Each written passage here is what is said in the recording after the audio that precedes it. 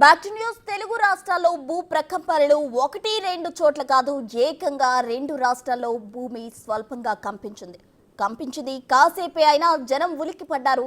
భయంతో బయటకు పరుగులు తీశారు. కొన్ని సెకన్ల పాటు షాక్ లో ఉండిపోయారు ప్రజలు. చాలా చోట్ల ఇంట్లో వస్తువులు చెల్లాచెదురుగా పడిపోయాయి. ఫ్యాన్లు ఊగిపోయాయి, గోడలు బీటలు వారాయి. దాదాపు 20 ఏళ్ల తర్వాత తెలంగాణలో ఇదే అతిపెద్ద ప్రకంపనలని నిపుణులు చెప్తున్నారు. ములుగులో 5.3గా రిక్టర్ స్కేల్ పై నమోదైంది భూకంపం యొక్క తీవ్రత. అయితే గోదావరి తీరం వెంబడి భూమి కంపించినట్లు తెలుస్తోంది.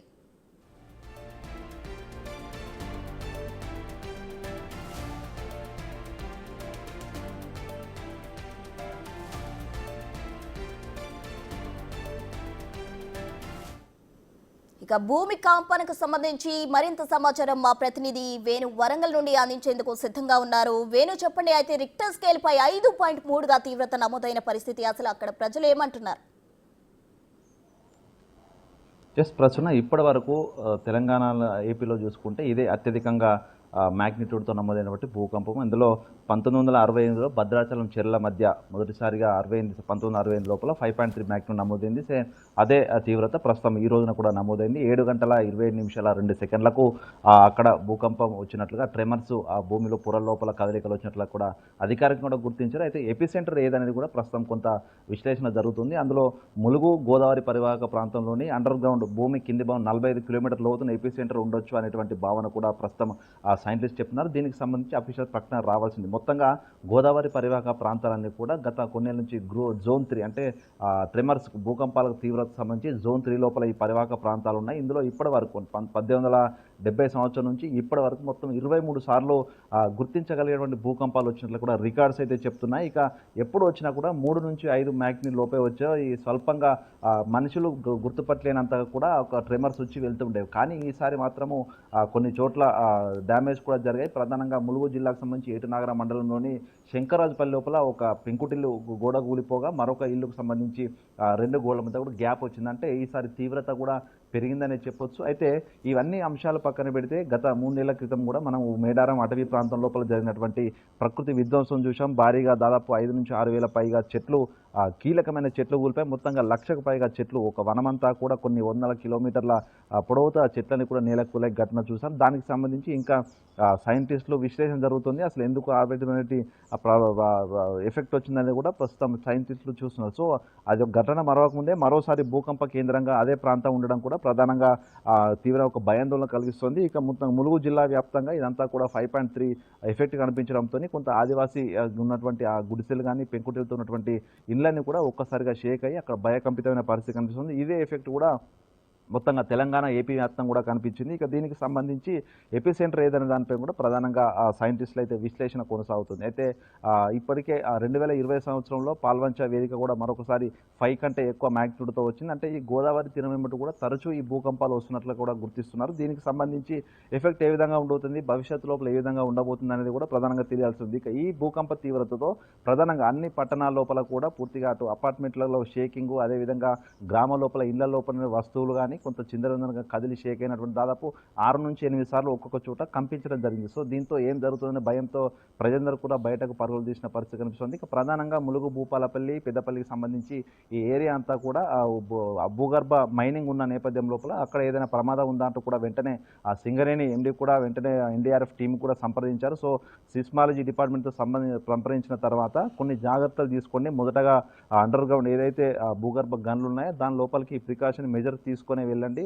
అదంతా చెక్కింగ్ అంతా కంప్లీట్ అయిన తర్వాతనే భూగర్భం నుంచి ఆ గనులు ఆ యొక్క బొగ్గు తవ్వకాన్ని ప్రారంభించడంతో కూడా కొద్దిసేపుగా చెప్పిన నేపథ్యంలో ప్రస్తుతం సింగరేణికి సంబంధించి అధికారులంతా కూడా అలర్ట్ అయిన పరిస్థితి. సో మొత్తంగా ఇప్పటివరకు చూసుకుంటే ప్రాణ నష్టం జరగకపోయినా కూడా స్వల్ప ఆస్తి నష్టం, ప్రధానంగా ములుగు జిల్లాలోని స్వల్ప ఆస్తి నష్టం అయితే కనిపించింది. ఇక దీనికి సంబంధించి మరికొద్ది సేపట్లోనే అధికారికంగా కేంద్రం నుంచి ప్రకటన రావాల్సి ఉంది. సో అయితే ఎపిసెంటర్ ములుగు జిల్లానే ఉంటే మాత్రం ఈ స్థాయి గత కొద్ది రోజు నుంచి కూడా దాని మీద స్టడీ జరుగుతున్న నేపథ్యంలో ప్రకృతి వైపరీత్యాలకు ములుగు ఎపిసెంటర్గా ఉండబోతున్నటువంటి చర్చ కూడా జరిగింది. మనం కూడా గత 2 నెలల క్రితం ఒక మీడియా కథనం కూడా ఇవ్వడం జరిగింది, అక్కడ ములుగు కేంద్రంగా ఎందుకు జరుగుతుంది అనేటువంటి అంశాన్ని. సో ఇప్పుడు అదే కూడా ఆ సందేహాలన్నీ కూడా ప్రస్తుతం నిజమవుతున్నాయి. ములుగు అంతా కూడా ఒక డేంజర్ జోన్ అనేటువంటి చర్చ అయితే ప్రధానంగా మళ్ళీ తెర మీదకి అయితే వచ్చిన పరిస్థితి. దీనికి సంబంధించి ప్రస్తుతం వేణు మీరన్నట్లు గతంలో టోర్నడో ఇప్పుడు ఎర్త్క్వేక్ దీనికి సంబంధించి అసలు ప్రకృతి వైపరీత్యాలు ములుగులోనే ఎందుకు చోటు చేసుకుంటున్నాయి ఆ ప్రాంతవాసులు ఏమంటున్నారు? అంటే ప్రధానంగా ములుగు గోదావరి పరివాహక ప్రాంతాలు ఉండడం అంతా కూడా దాని భూమి శిలలన్నీ కూడా గ్రాబైట్తో ఏర్పాటు చేసి ఉంటాయి. సో అంటే పలుచరైనటువంటి భూమి పొరలు ఉంటాయి కాబట్టి ఏ చిన్న కదలిక అంతర్భాగం లోపల వచ్చినా కూడా దాదాపు 100 కిలోమీటర్ల లోపు నుంచి కదలికలు వచ్చినా కూడా మీరున్న పొరలు పలుచని పొరలు కాబట్టి కొంత కదలిక వస్తుంది తప్ప ప్రాణ నష్టం జరిగి ఆస్తి నష్టం జరిగేంత ఎఫెక్ట్ అయితే ఉండదంటూ కూడా గతం నుంచి చెప్తున్నారు. దాన్ని ఫాల్ట్ జోన్ 3లో కూడా ఉంచారు. అంటే ప్రధానంగా ఏదైతే కాళేశ్వరం ప్రాజెక్ట్ నిర్మాణ సమయంలో కూడా దీనిపై తీవ్ర చర్చ జరిగింది. గోదావరి పరివాహక ప్రాంతం లోపల భూకంపాలు వచ్చే అవకాశం ఉంది కాబట్టి ప్రాజెక్ట్ ఉంటుందా లేనటువంటి చర్చ జరిగిన నేపథ్యం లోపల సైంటిస్టులు కూడా దీనిపై రీసెర్చ్ చేశారు. దానికి సంబంధించినటువంటి రిపోర్ట్ కూడా అందించారు. అందులో ప్రధానంగా ఫాల్ట్ 3లో ఉంది. అడపాదడపా ఇక్కడ భూకంపాలు వచ్చే అవకాశం ఉంది. అవన్నీ కూడా 3 నుంచి 5 మ్యాగ్నిట్యూడ్ లోపే రిక్టర్ స్కేల్పై నమోదవుతాయంటూ కూడా చెప్పి ఒక రిపోర్ట్ కూడా అఫీషియల్ ఇవ్వడం జరిగింది. సో అయినప్పుడు కూడా ఆ ప్రాజెక్టు నిర్మాణం చేయడం జరిగింది. ఆ తర్వాత ఆ జోన్ ఫాల్ట్ 3 మీద కూడా తీవ్ర చర్చలు జరుగుతున్నాయి. దానిపై ఒకవైపు విచారణ జరుగుతుంది. సో అంటే ఆ ఏరియా గోదావరి పరివాహక ప్రాంతము ప్రధానంగా ములుగు భూపాలపల్లి నుంచి మొదలుకుంటే ఖమ్మం వరకు కూడా ఈ ప్రధానంగా ఇదంతా ఎపిసెంటర్గా ఇదొక భూమి లోపల ఉన్నటువంటి నిర్మాణాలు చాలా పలచగా అదంతా డిఫెంట్తో ఉన్నాయని కూడా తెలుస్తుంది. గ్రాబైట్ శిలలు ఉన్న నేపథ్యం లోపల అక్కడ డ్యామేజ్ కూడా ఎక్కువ జరిగే అవకాశం ఉందని కూడా ప్రస్తుతం చర్చ జరుగుతుంది. సో ప్రధానంగా ఇప్పుడు ఈసారి ఎపిసెంటర్గా భూమి అదే ఉండడము ములుగు ఇది మొట్టమొదటిసారి.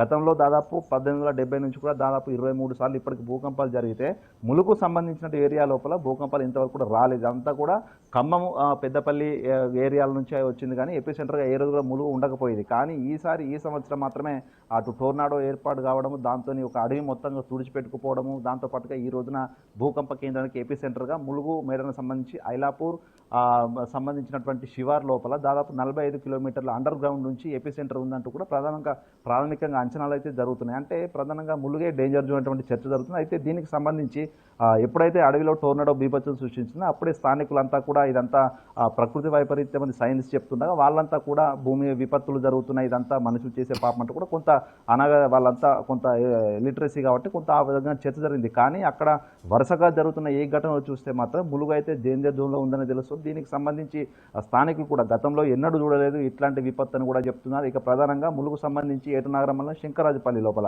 దాదాపు 2 ఇండ్లు డ్యామేజ్ కావడము, పూర్తిగా అక్కడ భారీ భవంతు లేకపోవడంతో కూడా వారి ప్రమాదం తప్పిందని చెప్పొచ్చు. అవన్నీ కూడా చిన్న పెంకుటిల్లు కాబట్టి అవన్నీ కూడా షేకింగ్ గురయ్యాయి. కొన్ని 2 ఇండ్లకు సంబంధించి ఒక గోడ కూలిపోవడం, మరో గోడలు బీటలు వాడడం జరిగింది. అంటే చిన్న స్థాయి స్వల్పంగా అక్కడ ఎఫెక్ట్ కనిపించినప్పటికీ భారీ స్థాయి నిర్మాణాలు జరుగుంటే పూర్తి డ్యామేజ్ జరిగి ఆస్తి ప్రాణ నష్టాలు తీవ్రంగా జరిగి ఉండేది. సో అంటే ములుగు ప్రజలు కూడా నిజంగా తమ జిల్లాలో ఏదో జరగబోతుంది, ఇదంతా ప్రకృతి వైపరీత్యాలకు మేము అందరం ఆ ఏపీ సెంటర్ మీదే ఉన్నామన్నటువంటి చర్చ ఇప్పుడు ప్రధానంగా జరుగుతుంది. కాబట్టి దీనికి సంబంధించి అధికారుల నుంచి అయితే ప్రకటన రావాలి. మరోవైపు ఏపీ సెంటర్ ఏదని తెలిస్తే అందులో ప్రధాన కారణాలు ఏంటి? అండర్ గ్రౌండ్ లోపల గ్రాబైట్ శిలలు కంప్లీట్ అయ్యి గ్రానైట్ శిలలు మొదలవుతాయి. సో 45 కిలోమీటర్స్ బీనీత్ లోపల అంటే అక్కడ ఎందుకు ఈ విధమైనటువంటి ట్రెమర్స్ మొదలయ్యాలనేది కూడా అధికారులు తేల్చాల్సి ఉంది. దానికి సంబంధించి సైంటిస్టులకు ఇప్పటికే ములుగు సంబంధించినటువంటి సీస్మిక్ గ్రాఫిక్ సంబంధించిన రిపోర్ట్స్ కూడా అధికారులకు కూడా అందించిన నేపథ్యం దాని విశ్లేషణ కొనసాగుతుంది. అంటే ఎక్కడ మొదలైంది, ఏ విధంగా భూమిలో పొరల లోపల కదలికలు ఎందుకు మొదలైనది కూడా ప్రధానంగా స్టడీ చేయాల్సి ఉంటుంది. మరోవైపు అదే సమయానికి 7:25 ప్రధానంగా మేడారం లోపల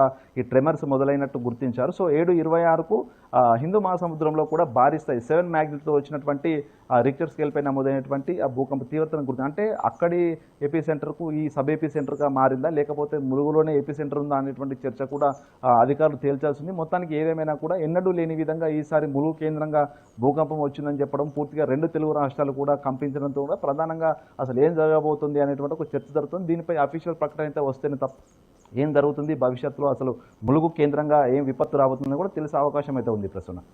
అయితే వేణు ఇప్పటి వరకు అసలు మన ప్రాంతంలో అయితే ఈ విధంగా ఎర్త్క్వేక్ వస్తుంది అని అసలు ఎక్స్పెక్టేషనే లేని పరిస్థితి. ఎందుకంటే మనది సీస్మిసిటీకి సంబంధించి మనది 4th జోన్గా ఉంది. అంటే తీవ్రత ఇక్కడ అసలు భూ ప్రకంపనలు వచ్చే అవకాశమే లేదు. కానీ ఇక్కడ ఇటువంటి ఘటన చోటు చేసుకుంది, అది కూడా 5.3 తీవ్రతతో అయితే రిక్టర్ స్కేల్పై నమోదైన పరిస్థితి. మరి దీనికి సంబంధించి అధికారులు తిరిగి స్టడీ చేసే అవకాశం ఉందంటారా? శాస్త్రవేత్తలు ఏమంటున్నారు? ఎగ్జాక్ట్లీ ఇప్పుడు ఈ భూకంప తీవ్రత ప్రధానంగా మేడారంలో ఐడెంటిఫై అయిన 5.3 రిక్టర్ స్కేల్ మ్యాగ్నిట్యూడ్ వచ్చినటువంటి తీవ్రతను చూస్తే మాత్రం సైంటిస్టులు అంతా కూడా ప్రధానంగా ములుగుపై దృష్టి కేంద్రీకరించాల్సిన అవకాశం ఉంది. ఎందుకంటే గతంలోనే టోర్నాడో బీభత్సంతో ఆగస్టు లోపల జరిగినటువంటి ఆ బీభత్సానికే ప్రధానంగా నేషనల్ గ్రీన్ ట్రిబ్యునల్ కావచ్చు, అక్కడ ఏం జరుగుతుందో తెలుసుకోవాలంటూ చెప్పడం, అదేవిధంగా కన్జర్వేటివ్స్ ఆఫ్ ఫారెస్ట్ ఆఫీసర్స్ కూడా రావడము, ఢిల్లీ నుంచి ప్రత్యేక సైంటిస్టుల బృందం రావడం జరిగింది. అయితే ఆ యొక్క డ్యామేజ్కు టోర్నడో బలంగా వీచిందని చెప్పారు. కానీ నిజంగా ఆ స్థాయి టోర్నడో ఎందుకు వచ్చింది, ఎన్నడూ లేని విధంగా ప్రపంచంలో ఆ స్థాయి తీవ్రత వచ్చిన టోర్నడో కూడా ఎక్కడ కూడా రికార్డు కాలేదు. నార్త్ అట్లాంటిక్ లోపల 1921లో వచ్చినటువంటి ఆ టోర్నడో కూడా ఆ స్థాయి విధ్వంసం సృష్టించలేదు. అది కూడా దాదాపు 28 ఎకరాల లోపల 12,000 చెట్లను మాత్రం ధ్వంసం చేసింది. కానీ ములుగులో వచ్చినటువంటి డ్యామేజ్ మాత్రం దాదాపు 1,00,000 పైగా చెట్లు, అందులో 6,000కు పైగా భారీ స్థాయి చెట్లు, అదేవిధంగా కలప పూర్తి స్థలంలో తుడిచిపెట్టుకుపోయింది, అడ్డంగా విరగబడ్డాయి. సో అంటే ఈ స్థాయి ఎఫెక్ట్ కూడా ప్రపంచంలో ఇప్పటివరకు రికార్డు కాలేదు. అంటే ఆ స్థాయిలో అక్కడ డ్యామేజ్ జరిగిందంటే ప్రకృతి విపత్తు ఎందుకు వచ్చిందనే దానిపై ఇంకా స్టడీసే జరుగుతూ ఉన్నాయి. సో దానికి సంబంధించి ఫైనల్ రిపోర్ట్ కూడా రాలేదు. ఇక ఈసారి ఈ అండర్ గ్రౌండ్ భూమికి సంబంధించి అదంతా వాతావరణంలో మార్పులు, తీవ్ర వర్ష ప్రభావం కావచ్చు, టోర్నడో కావచ్చు, అదంతా అదో డిఫరెంట్. కానీ ప్రస్తుతం ఇది మాత్రం అండర్ గ్రౌండ్ భూమిలో నుంచి వచ్చినటువంటి డ్యామేజ్ కావడంతో భూకంప కేంద్రంగా ఎందుకు ఉంది, ఇక్కడ ఎపిసెంటర్గా ఎందుకు ఉందనేది కూడా ప్రస్తుతం తెలవాల్సి ఉంది. ఇక మనం గత చరిత్ర చూసుకుంటే దాదాపు 150 సంవత్సరాల నుంచి కనుక చరిత్ర చూసుకుంటే 23 సార్లు వచ్చినటువంటి ఈ ఎర్త్క్వేక్లో కూడా ఎప్పుడు కూడా 3.3 నుంచి 5 లోపే, అది ములుగు భూపాలపల్లి ఏరియాలో చూసుకుంటే 3 నుంచి 3.8 లోపే వచ్చాయి. కానీ ఆ స్థాయి ఎప్పుడు కూడా దాటలేదు. కానీ ఈసారి 5.3 రావడము మరింత మ్యాగ్నిట్యూడ్ కనుక పెరిగి ఉంటే తీవ్రమైన డ్యామేజ్ జరిగి ఉండేది. అక్కడ భూగర్భ గనులు ఉన్నాయి, మనకు మైనింగ్ ఉంది, ఆ పక్కనే కీలక ప్రాజెక్ట్ ఉంది. కాబట్టి నిజంగా అది రిక్టర్ స్కేల్పై 6 దాటి ఉంటే తీవ్రమైన డ్యామేజ్ జరిగి ఉండేది. సో ఇది ఈ రోజున సైంటిస్టులు అయితే కేవలం అక్కడ దృష్టి అయితే కేంద్రీకరించాల్సి ఉంది. దీనికి సంబంధించి సీస్మిక్ స్టడీస్ చేయాల్సింది, మరికొన్ని అక్కడ సీస్మిక్ ఎవాల్యుయేషన్ సెంటర్స్ కూడా ఏర్పాటు చేస్తేనే తప్ప అసలు భూ కేంద్ర పొర లోపల ఏం జరుగుతుందనేది కూడా ఒక కీలకంగా దాని ఒక పైలట్ ప్రయారిటీగా తీసుకొని దీనిపై స్టడీ చేయాల్సిన అవసరం ఉందనేది తెలుస్తుంది. ఇప్పటికైనా కూడా అటు మైనింగ్ ఉన్న నేపథ్యం లోపల అటు సింగరేణికి సంబంధించి అధికారులు అయితే కొంత సెంటర్ ఇచ్చినటువంటి ప్రోటోకాల్స్ పాటిస్తూ ప్రధానంగా ఇప్పుడైతే టెస్టులు ఎవాల్యుయేషన్ జరుగుతుంది. దానికి సంబంధించి ఏం డ్యామేజ్ లేదు అని తెలిసిన తర్వాతనే అటు బొగ్గు తవ్వకాలు కూడా మొదలుపెట్టే అవకాశం ఉంది. కాబట్టి కొంత జాగ్రత్తతో మెదలాల్సిన పరిస్థితి ఉందనేటువంటి అంశం అయితే ప్రస్తుతం ఈ భూకంపం అయితే చెప్తుంది. మొత్తానికి దీనికి సంబంధించి కేంద్రం ఏం చెప్తుంది, సిస్మిక్ డిపార్ట్మెంట్ స్టడీస్ తర్వాత ఎర్త్ సైన్స్కి సంబంధించిన సైంటిస్టులు కూడా కొంత కీలక ప్రకటన వస్తుంది. కాబట్టి ఆ తర్వాతే కీలకంగా ములుగు సంబంధించి ఎపి సెంటర్ నిజంగా ఉందా, దీనికి సబ్ ఎపి సెంటర్గా ఉందా అనేది కూడా క్లారిటీ అయితే వస్తుంది. Prasanna, thank you Venu, thanks for the updates.